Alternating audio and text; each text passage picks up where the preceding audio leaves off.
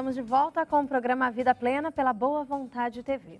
E vamos falar de um assunto muito bom, os nossos animais domésticos. As doenças alérgicas nos cães são a causa mais frequente de consultas nas clínicas veterinárias das grandes cidades. Estima-se que entre 25% a 30% de todos os cães sofrem de alguma doença alérgica. Os gatos também sofrem com o problema. E para falar sobre prevenção e tratamento das principais alergias que afetam os animais, estamos recebendo mais uma vez aqui nos estúdios da Boa Vontade TV, no Vida Plena, o médico veterinário Dr. Marcos Fernandes, especialista em homeopatia, mestre em saúde pública pela USP. Marcos, bom dia, muito obrigada pela presença. Bom dia, Tamara, eu que agradeço mais uma vez estando aqui no seu programa. Quais são as alergias mais frequentes que afetam os cães e gatos? Olha, a primeira alergia mais comum é a DAP, dermatite alérgica à picada de pulga. Em segundo lugar, nós temos a alergia alimentar. Em terceiro lugar, nós temos a chamada dermatite atópica, que é aquela alergia provocada por inalantes. Inalantes que vêm do ar, vêm do ambiente, etc. Esses são os principais tipos de alergia que nós temos em cães e gatos. Certo. Vamos falar um pouco, então, de cada uma delas. A questão da alergia a pulgas. Então, geralmente, todos os cães têm esse tipo de alergia, sofrem com o problema ou não? Não. Na verdade, a alergia ela tem uma causa genética, vem dos pais. É uma doença congênita, ou seja, o animal já nasce com a predisposição a ser alérgico. Dependendo do ambiente em que ele se encontra, ele apresenta ou não o quadro. Mas a principal, cerca de 60% dos animais alérgicos têm alergia à pulga. A pulga, na verdade, o cão não é alérgico à pulga, ele é alérgico à picada de pulga. Certo. Pica o animal, injeta uma saliva no sangue do animal e essa saliva é extremamente alergena, percorrendo o corpo todo pelo sangue, provoca o quadro da coceira, né? Uma coceira muito intensa, principalmente na região dorsal, na região da cauda do animal. Então, o animal que tem alergia à pulga, ele coça muito na região de trás, ali da próxima cauda. Certo. Como podemos perceber que o meu animal de estimação, como eu percebo que ele está sofrendo com um problema alérgico? Às vezes o animal tem a pulga e não tem alergia. Você identifica a pulga, às vezes dependendo da pelagem do animal, com algum grau de dificuldade. Mas o principal sintoma da alergia à pulga é a coceira. O animal coça diuturnamente. Ele deixa de comer para coçar, ele deixa de dormir para coçar. É uma coceira incessante. É muito desagradável, que compromete inclusive a qualidade de vida desse animal. E muitas vezes a região em que ele coça, ela também é afetada. Vermelhidão, queda de pelo, também pode ocorrer, doutor? Também. O primeiro sintoma é a coceira. Em seguida, vem as lesões de pele, nós chamamos de lesões secundárias. São lesões que ele mesmo provoca. A alergia em si não provoca lesão, mas o ato de se coçar vigorosamente com as patas, as unhas que os animais utilizam de uma forma muito agressiva, acabam causando inflamações, infecções, queda de pelo, caspa. Caspa também? Caspa também. Caspa é seborreia. Seborreia é uma descamação da pele, né? E a pele descama quando ela não está bem, quando ela está doente, né? Existem raças que têm maior predisposição para ter alergia à picada de pulga? Normalmente os animais de raça mais apurada, né? Aliás, a alergia é uma doença muito ligada à consanguinidade, ou seja, ao cruzamento de animais que são parentes. Então, quanto mais puro é a raça, maior a possibilidade que esse animal tem de apresentar o quadro alérgico. Animais mais cruzados, os vira-latas, né, como nós chamamos os sem raça definida, esses animais eles têm menos tendência a apresentar o quadro alérgico.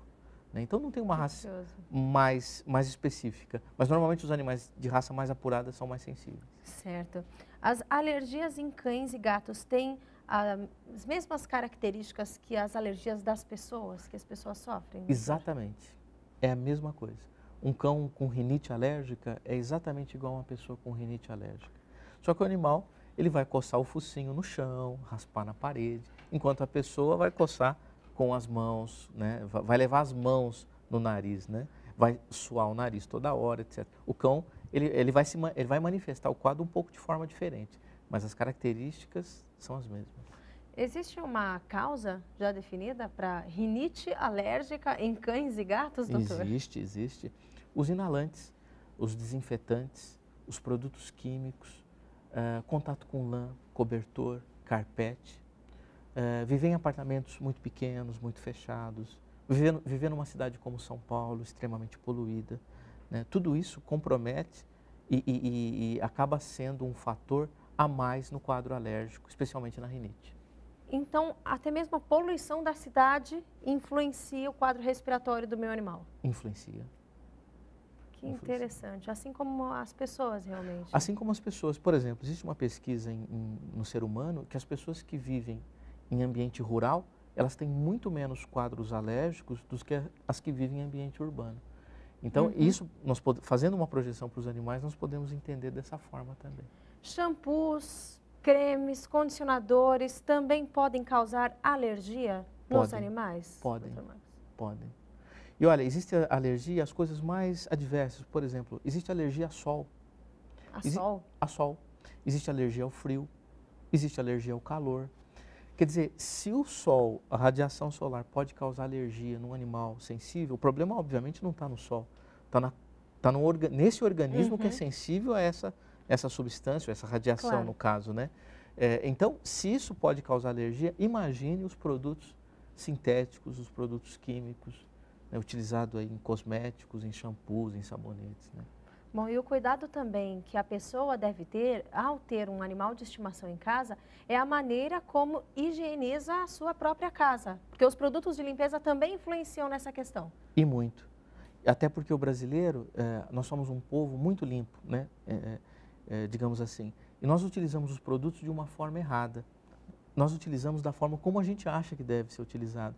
Nós não temos o hábito de ler o manual, ler a bula, né? Ler a indicação do fabricante. Então a gente dilui meio que a olho ali, digamos, né? Os produtos químicos, né? Para limpar a casa. E nós achamos que o que mata a bactéria é o cheiro, inclusive, né? Então a gente sempre faz uso abusivo dos desinfetantes. Bom, daqui a pouco nós continuamos com esse assunto. Vamos também falar das alergias provocadas por alimentação inadequada. Você fique com a gente, faça suas perguntas, fique à vontade. Nosso telefone para você é o 3358-6802, código 11. Estamos recebendo aqui nos estúdios do programa Vida Plena o médico veterinário Dr. Marcos Fernandes, especialista em homeopatia, mestre em saúde pública pela USP, falando sobre o assunto.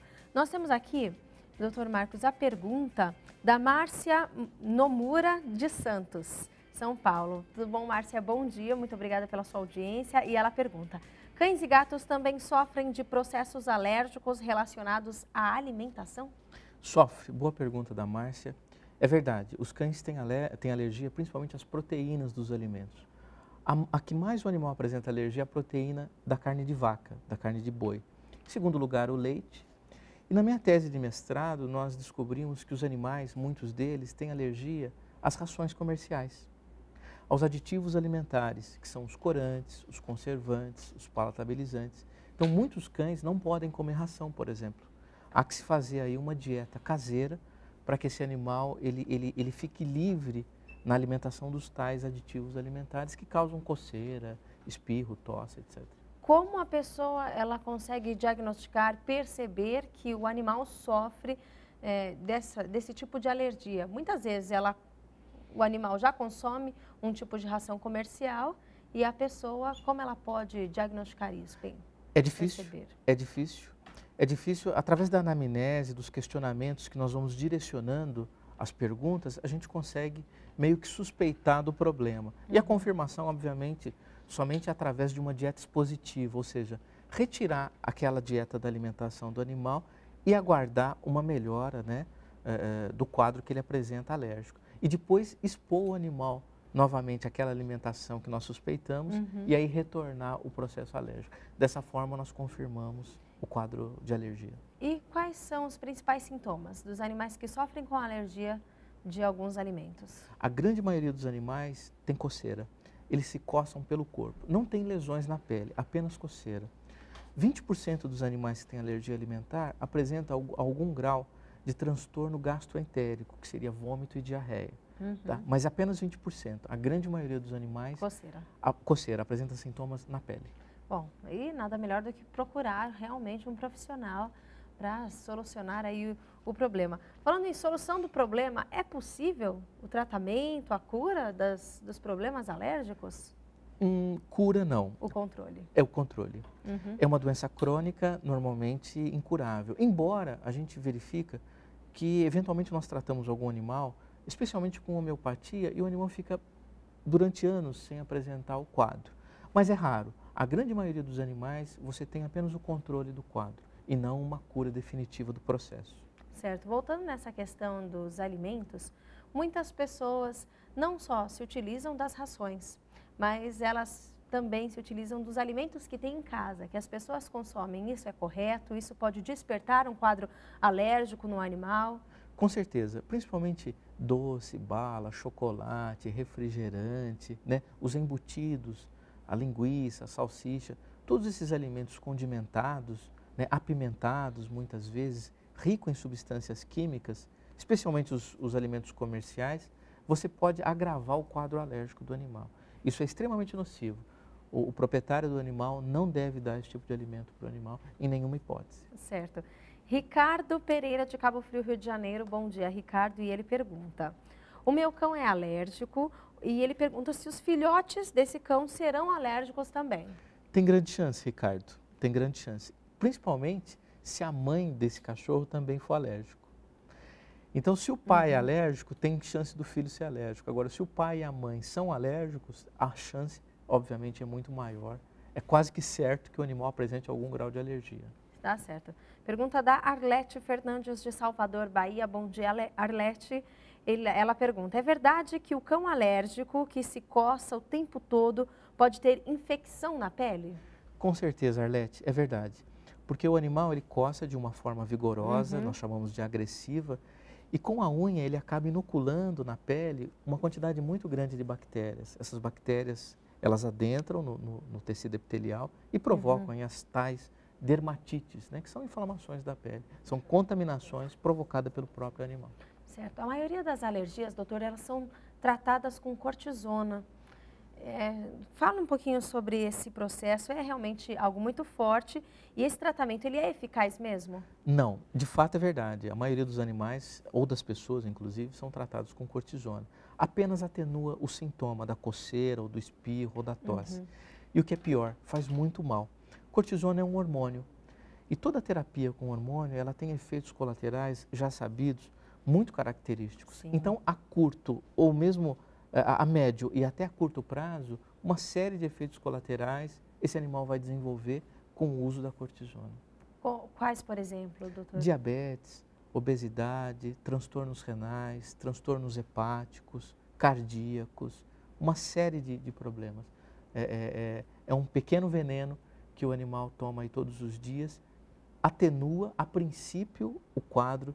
A médio prazo não resolve mais, porque existe uma situação chamada tolerância. O animal passa a tolerar esse medicamento, né? Então, não tem mais resposta no quadro alérgico, no entanto, os efeitos colaterais são cada vez mais acentuados. E como a homeopatia, ela trata os cães que sofrem com o problema da alergia? Exatamente, a homeopatia é maravilhosa para isso. Ela trata de duas formas, através do unicismo, ou seja, prescreve-se um medicamento baseado no estudo da personalidade do animal, ou seja, trata o animal como um todo, equilibrando esse animal, mente, espírito, consciência, organismo, esse animal vai apresentar menos alergia.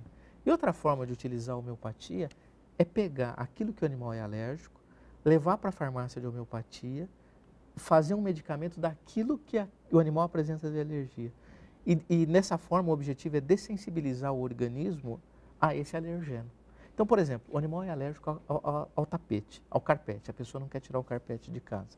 Pode pegar um pedacinho desse carpete, mandar para a farmácia e fazer um medicamento homeopático chamado isoterapia, né? Isso não é bem homeopatia, é chamado isoterapia. E aí nós utilizamos nesse animal e dessensibilizamos o seu organismo. Certo. E quanto tempo nós percebemos quanto tempo funciona esse tratamento? Muitas pessoas têm em mente que a homeopatia é um tratamento a longo prazo, que demora muito. No momento em que o cão está tendo uma crise alérgica, como ele reage diante do tratamento? Rapidamente. Se você acertar o medicamento que esse animal está precisando, ele reage rapidamente, né? Então, a homeopatia também é utilizada em quadros agudos, né? Então, numa agudização de um quadro alérgico, a homeopatia pode ajudar, sim. Certo. Bom, algumas informações, doutor, quanto aos cuidados que nós devemos ter para prevenir as alergias como um todo. Na verdade, Tamara, não tem como prevenir muito. por se tratar de uma doença que vem através do código genético, Uhum.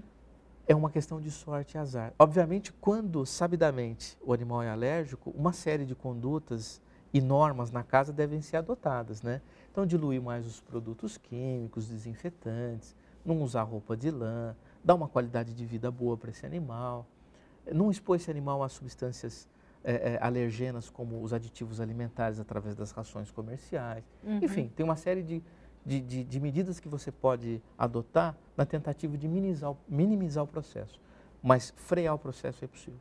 Os gatos também sofrem com as alergias, certo, doutor? Certo, Tamara, os gatos também sofrem com alergia. Menos, mas sofrem. Por que menos? Não sei, não sabemos. Tá certo. Talvez porque a casuística dos gatos nos consultórios é menor. Uhum. Como nós atendemos menos gatos, atendemos menos gatos alérgicos também.